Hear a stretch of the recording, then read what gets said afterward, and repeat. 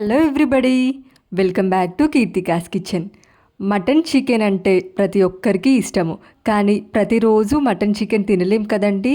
అలాంటప్పుడు mutton chicken taste తెప్పించే ఈ ఒక్క గ్రేవీ చేసుకున్నారంటే చాలా టేస్టీగా ఉంటుంది, యమ్మీగా ఉంటుంది. వెజ్ బిర్యానీ అయినా చికెన్ బిర్యానీలో అయినా సైడ్ డిష్గా కూడా చాలా బాగుంటుంది. పూరి ఇంకా వైట్ రైస్లోకి కూడా చాలా టేస్టీగా ఉండే ఈ ఒక్క గ్రేవీ సింపుల్గా ఎలా ప్రిపేర్ చేసుకోవాలో ఈ వీడియోలో చూడండి. ముందుగా మిక్సీ జార్ తీసుకొని ఇందులో 1 టేబుల్ స్పూన్ వరకు ధనియాలు, అలాగే పావు టేబుల్ స్పూన్ మిరియాలు, హాఫ్ టేబుల్ స్పూన్ జీలకర్ర, అలాగే 1 టేబుల్ స్పూన్ తెల్ల నువ్వులు వేసుకోవాలి. ఇందులోనే ఒక 5 లవంగాలు, అలాగే హాఫ్ ఇంచ్ దాల్చిన చెక్క, అలాగే కొంచెం జాపత్రి వేసుకోవాలి, మరీ ఎక్కువగా కాకుండా. ఇందులో ఒక 15 నుంచి 20 వరకు వెల్లుల్లి రెమ్మలు, అలాగే 1 ఇంచ్ అల్లం సన్న ముక్కలుగా కట్ చేసుకొని వేసుకోవాలి. 2 పచ్చిమిర్చి కూడా ఇలా తుంచుకొని వేసుకోవాలి. ఇందులోనే ఒక గుప్పెడు కొత్తిమీర కాడలతో సహా వేసుకోండి.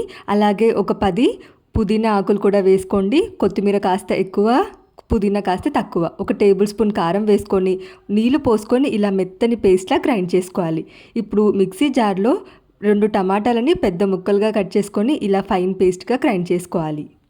ఇప్పుడు ప్యాన్ పెట్టుకొని ఇందులో ఒక 4 టేబుల్ స్పూన్లు ఆయిల్ వేసుకోవాలి. ఆయిల్ వేడైన తర్వాత 10 వెల్లుల్లి రెమ్మలు ఇలా సన్న ముక్కలుగా కట్ చేసుకొని వేసుకోవాలి.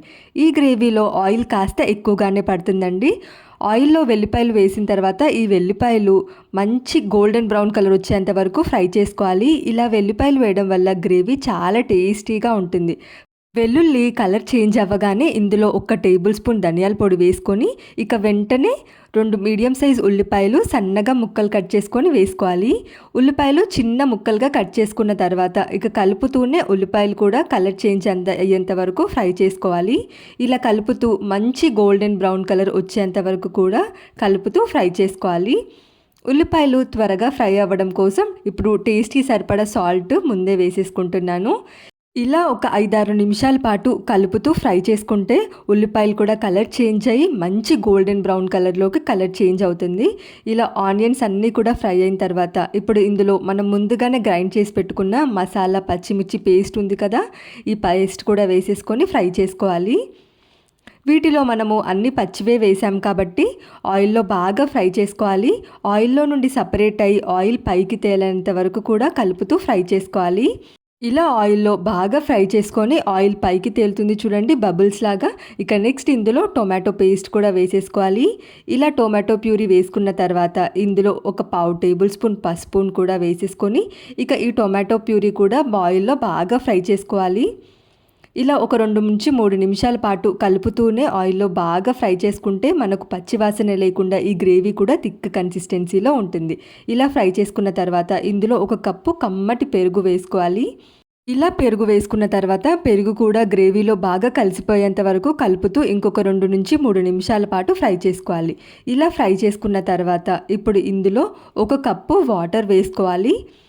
ఇక వాటర్ పోసుకున్న తర్వాత ఒకసారి బాగా మిక్స్ చేసేసుకొని ఇంకా దగ్గరగా ఉడికించుకోవాలి.